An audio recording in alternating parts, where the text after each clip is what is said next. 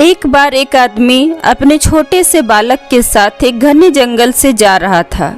तभी रास्ते में उस बालक को प्यास लगी और उसे पानी पिलाने उसका पिता एक नदी के पास उसे ले गया।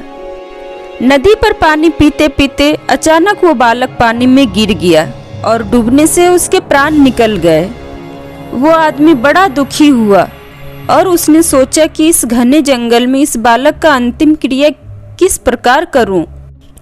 तभी उसका रोना सुनकर एक गिद्ध, सियार और नदी से एक कछुआ बाहर आ गए और उस आदमी को सहानुभूति व्यक्त कराने लगे।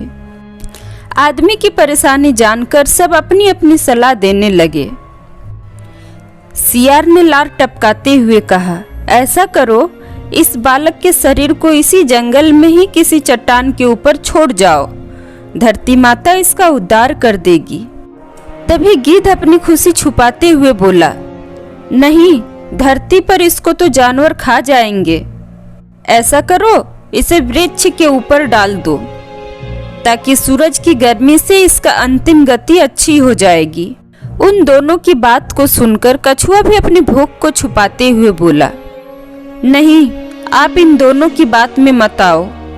इस बालक की जान पानी में गई है, इसलिए आप इसे नदी में ही बहा दो। और इसके बाद तीनों अपने अपने कहे के अनुसार उस आदमी पर जोर डालने लगे। तब उस आदमी ने अपने विवेक का सहारा लिया और तीनों से कहा, तुम तीनों की सहानुभूति भरी सलाह में मुझे तुम्हारे स्वार्थ का गंध आ रही है।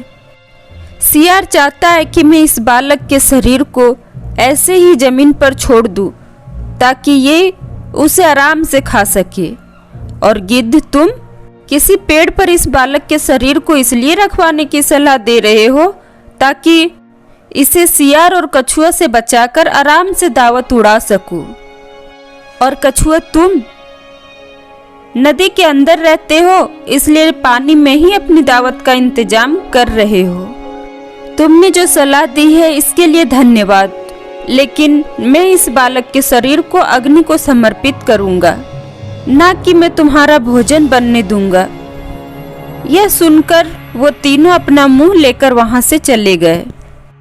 दोस्तों, मैं यह नहीं कह रही हूँ कि हर व्यक्ति आपको स्वार्थ भरी सलाह देगा, लेकिन आज के इस कॉम्पिटिटिव युग में हम अगर अपने विवेक की छन्नी से किसी की सलाह को छान ले तो शायद ज़्यादा सही रहेगा।